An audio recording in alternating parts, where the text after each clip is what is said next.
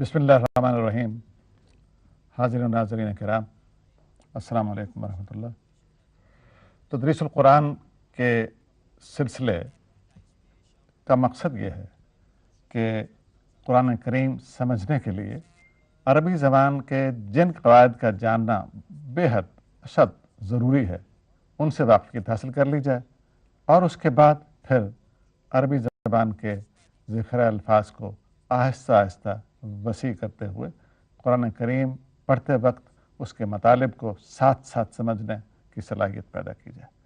اس زمن میں ہم نے جو باتیں اب تک سیکھی ہیں ان کا خلاصہ بیان کرنا ہو تو یوں کہا جا سکتا ہے کہ عربی زبان میں اس کی ساخت ایسی ہے کہ اس میں ہر لفظ ایک مادہ رکھتا ہے.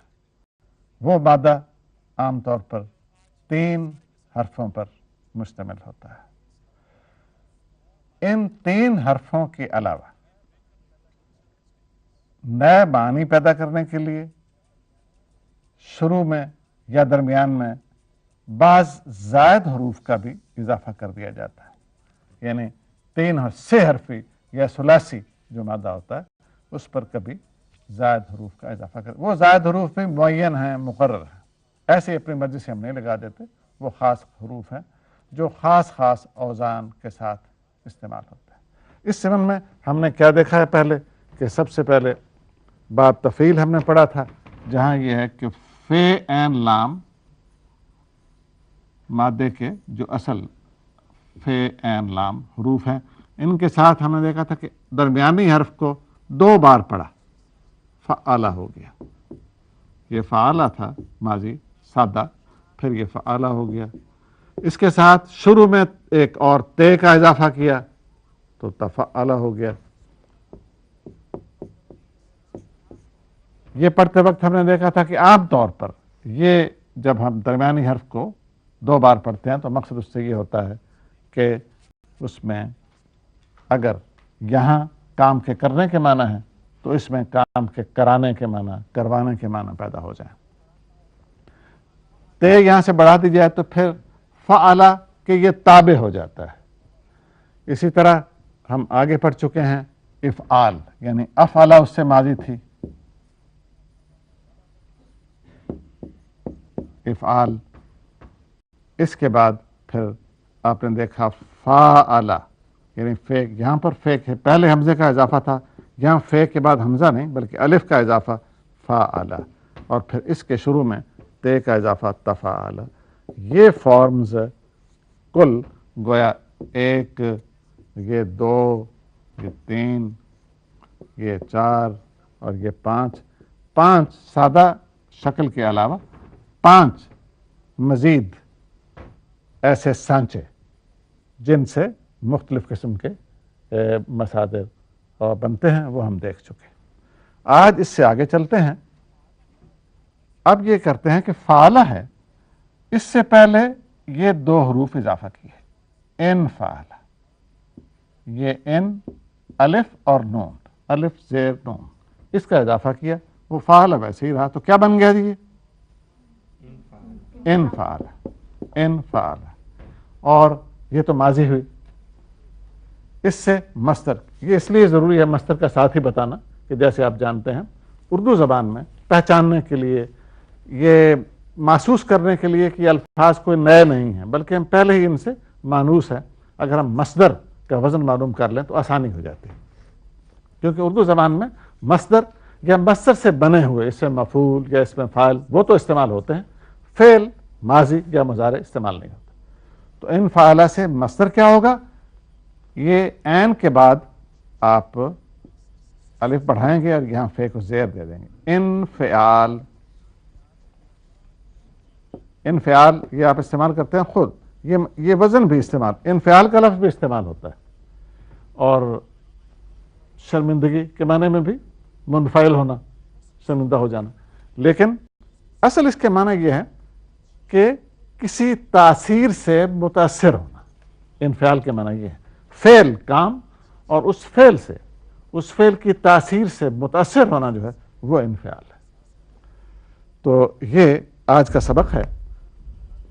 اس میں اب چند ایک مثالیں آپ دیکھیں گے یہ بتانے کے لیے کہ اس سے معنی میں کیا تبدیلی کیسے واقع ہوتی ہے. تو دیکھیے ان فعل، ابھی آپ کو بتایا یہ ماضی معروف کا وزن ہے اور اس کے ساتھ مصدر جو بنے گا وہ انفعال ہوگا. آگے دیکھیے اسی طرح پر بالکل کسر. کسر آپ ہم اردو میں استعمال کرتے ہیں. میں نے اس کام میں کوئی کسر نہیں چھوڑی، کوئی کمی نہیں چھوڑی، بولتے ہیں نا اس طرح سے. تو کسرہ کے معنی ہے توڑنا. تو توڑنے سے چونکہ کوئی چیز کم ہو جاتی ہے نا، اسی لیے ہم فریکشن کے لیے بھی کسر کا لفظ استعمال کرتے ہیں. کسر عام، کسر اشاریہ، اس کے فریکشن کے لیے. تو کسرہ کے معنی ہے توڑنا. اس نے توڑا. اور ان کسرہ وہ ٹوٹ گیا، یعنی فعل کیا تھا؟ توڑنے کا. تو اس سے تاثر کیا ہوا؟ ٹوٹ گیا. تو کسرہ اس نے توڑا، ان کسرہ وہ ٹوٹ گیا. شقہ، ان شقہ، وہی ان شروع میں لگ گیا. شقہ میں بھی 3 حرف ہیں، شین، قاف، قاف.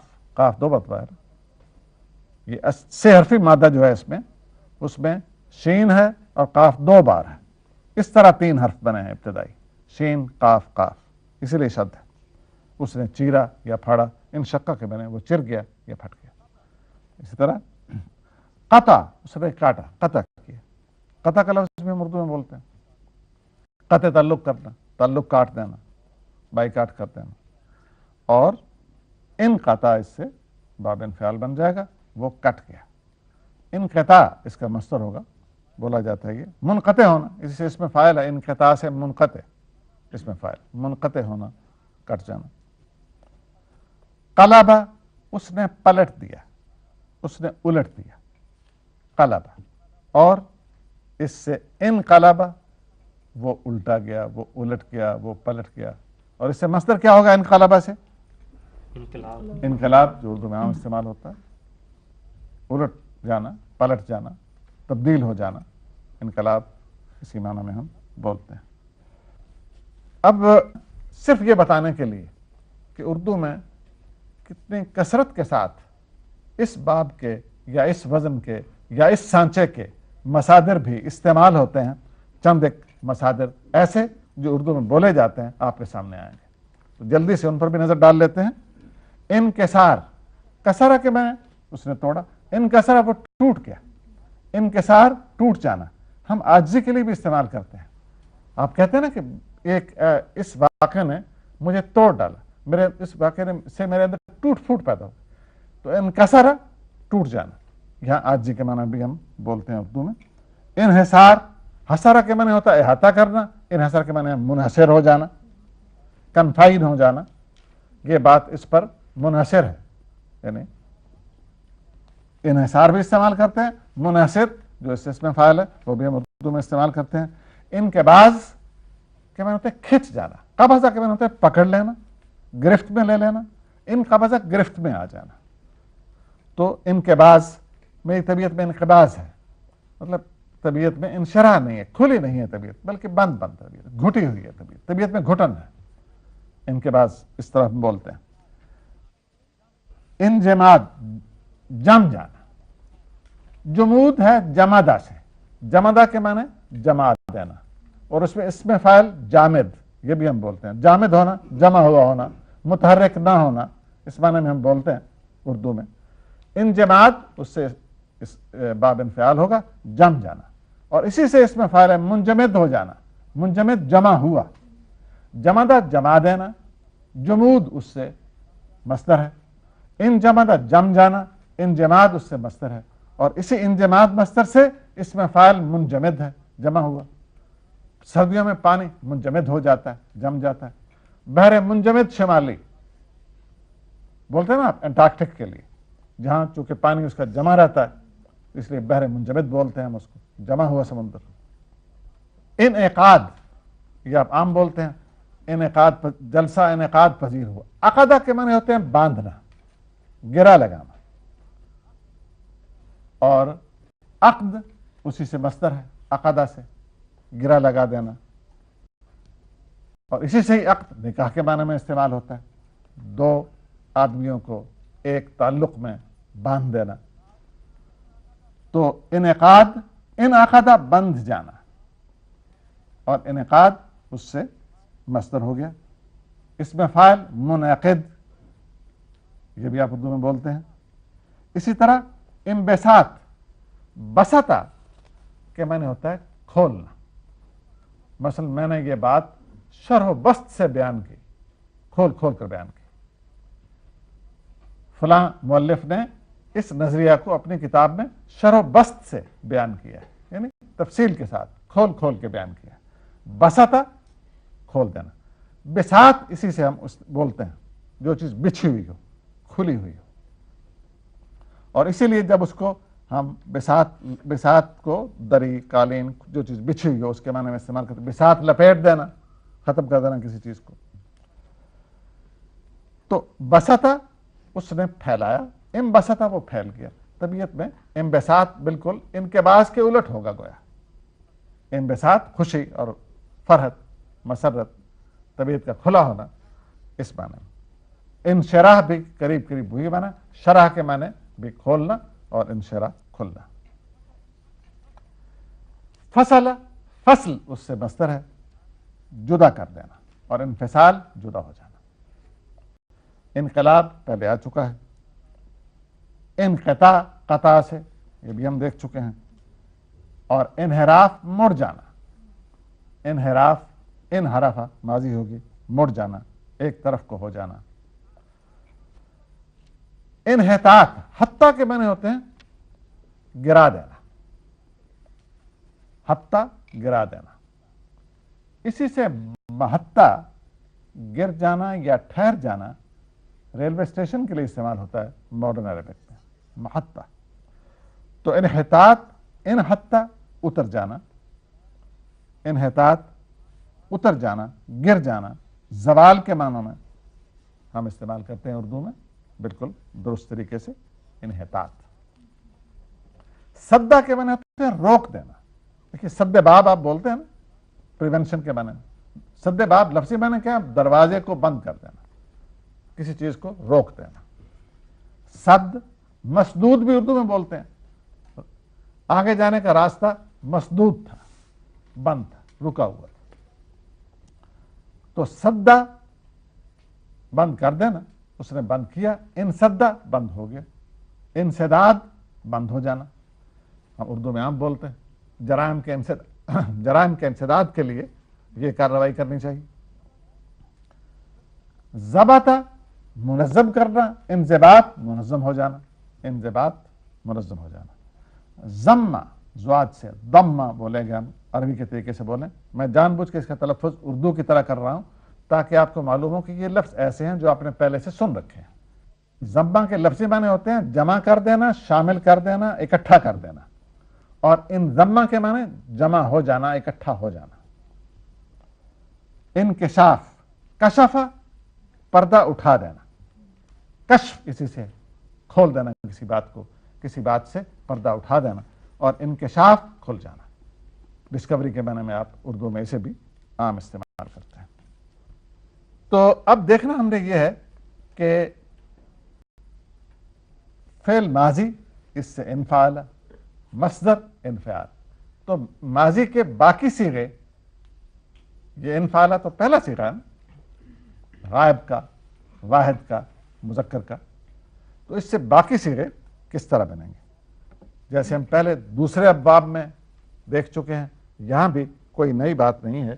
یہ سب سے پہلے ہم نے اس چارٹ پر آپ کو اوریجنل شکل سادہ فعل کی فعلہ سے، وہی چارٹ پرانے والا دکھانا ہے. فعل ماضی معروف کس سے؟ فعلہ سے.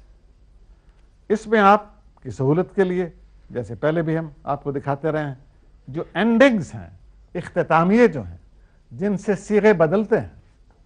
مثلا یہ کہ فعلہ کے معنی ہے اس نے کیا، فعلہ ان دونوں نے کیا، تو یہ صیغہ بدل گیا، تسنیہ بن گیا. کیسے بدلا؟ الف کا اضافہ ہوا.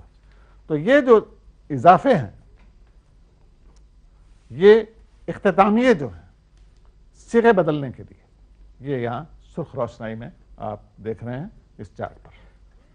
اب دیکھیے کہ یہ جو اضافے الف کا، یا یہاں پر واو اور الف کا، یا یہاں پر تے کا اس شکل میں، یا یہاں پر نون الف نا کا، یہ آپ جو بھی دیکھ رہے ہیں بالکل اسی طرح باب انفعال کے ساتھ بھی صورت ہوگی، کوئی نئی بات اس میں نہیں۔ تو دیکھیے باب انفعال سے ماضی کے صیغے کیسے بنیں گے، یہ سامنے یہ شکل، یہ چارٹ بھی ساتھ ہی رکھیں گے، اور اس کے ساتھ باب انفعال سے جو ماضی کے مختلف صیغے بنتے ہیں وہ بھی آپ کے سامنے رہیں گے، تاکہ آپ خود دیکھ سکیں کہ ان میں کوئی بالکل کسی طرح کا فرق نہیں ہے۔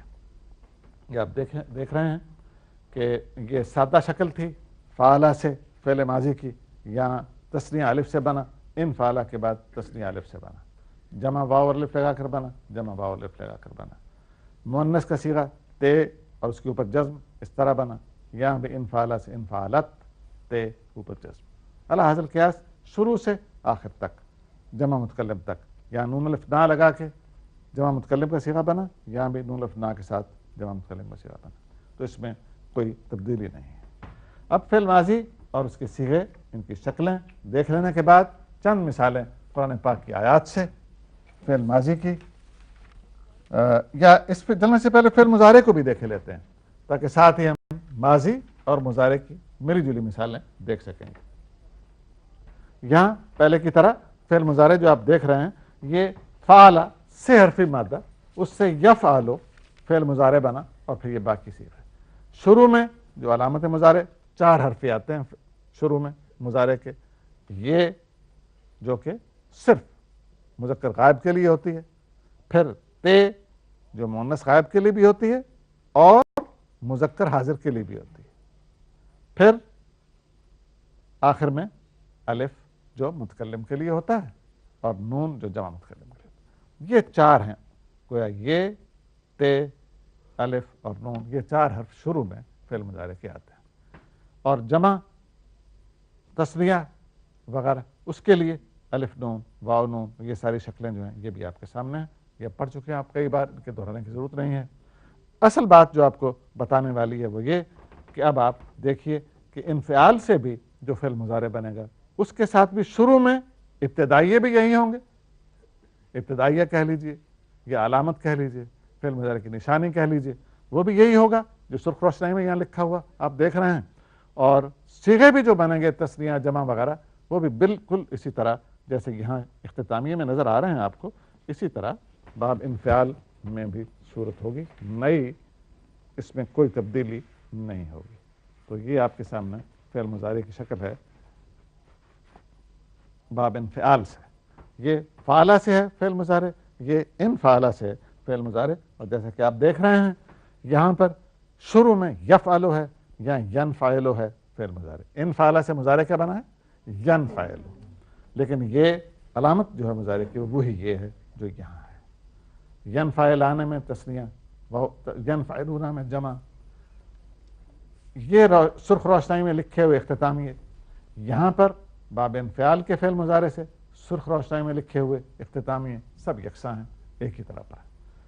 تو اس ابتدائی پہچان کے بعد اب ہم آتے ہیں قرآن مجید کی مثالوں کی طرف، فعل ماضی کی مثالیں بھی ہوں گی، فعل مضارع کی بھی ہوں گی۔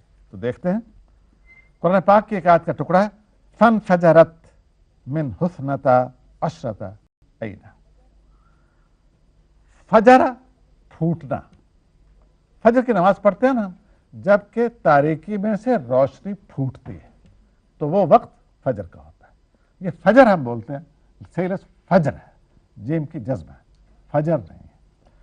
تو فن فجرت، فجرہ سے ان فجرہ باب انفعال بنا، فن فجرت تو فجرہ کے معنی ہوتے ہیں پھوڑنا، اور ان فجرہ پھٹ جانا، فن فجرت یہ مؤنث کا صیغہ بن گیا، لمبی تے اس کے ساتھ ہے، تو لفظی معنی کیا ہوا، پھٹ گئی، اور اس کا فاعل کون ہے، یہ فعل ہے شروع میں آ رہا ہے، اس کا فاعل کون ہے، اثنتا عشرتا عینا، 12 چشمے، اثنتا عشرتا، اثنتا عشرتا یہ بھی مؤنث ہے، اثنا عشر ہوگا 12 مذکر اگر ہو، اور اثنتا عشرتا مؤنث، عدد وہی 12 کا ہے۔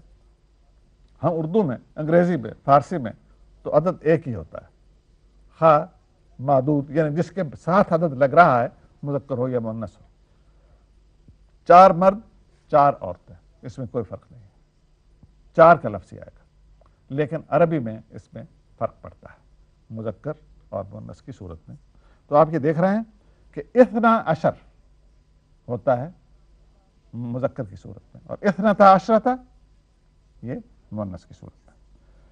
فن فجرت تو پھوٹے، اور چونکہ اس کا فاعل جو ہے چشمے ہیں، عین کا لفظ ہے، اور عین کا لفظ عربی میں مؤنث ہے چشمے کے لیے، جمع اس کی عیون ہے، آنکھ کے لیے بھی ہوتا ہے اور چشمے کے لیے بھی ہوتا ہے، دونوں معنی ہیں اس کے۔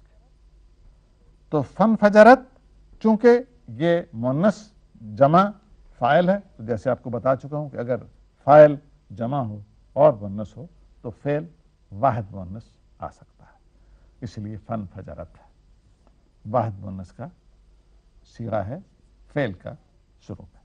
من ہو اس سے، اب یہ اشارہ کس طرف ہے؟ حضرت موسیٰ علیہ السلام اپنی قوم کے ساتھ صحرا میں ہیں، پانی نہیں مل رہا ہے، اللہ تعالیٰ کی طرف سے ارشاد ہوا کہ اپنا عصا جو ہے وہ زمین پر ماری ہے۔ حضرت موسیٰ علیہ السلام نے من ہو کی ضمیر جو ہے وہ پتھر کی طرف ہے جس میں آپ نے وہ اپنا عصا مارا، کہ حضرت موسیٰ کو حکم ہوا کہ اپنا پتھر جو ہے اسے پتھر کے اوپر اپنا عصا ماریے، انہوں نے حکم کی تعمیل کی تو اس میں سے 12 چشمے پھوٹ پڑے پانی کے، اور پھر ہر ان کی قوم کے جو 12 قبیلے تھے ہر ایک نے ایک ایک چشمہ اپنے لیے مخصوص کر لیا۔ بنو اسرائیل کے 12 قبائل حضرت یعقوب علیہ السلام کے 12 بیٹوں کی اولاد میں تھے۔ اسرائیل آپ کو بتا چکا ہوں حضرت یعقوب علیہ السلام کا ہی دوسرا نام ہے۔ ایل عبرانی زبان میں اللہ کو کہتے ہیں، خدا کو، اور اسرا بندہ کو، تو معنی اسرائیل کے ہیں خدا کا بندہ، حضرت یعقوب علیہ السلام کا لقب، اور ان کی اولاد جو ہے وہ بنو اسرائیل کہلائی۔ حضرت یعقوب کے 12 بیٹے تھے، ان کے نام پر 12 قبائل بنو اسرائیل کے بنے۔ تو آج کا سبق یہیں پر ختم کرتے ہیں، فعل ماضی باب انفعال سے، فعل مضارع باب انفعال سے، ان کی مزید مثالیں قرآن پاک کی آیات سے انشاءاللہ اگلے پروگرام میں دیکھیں گے۔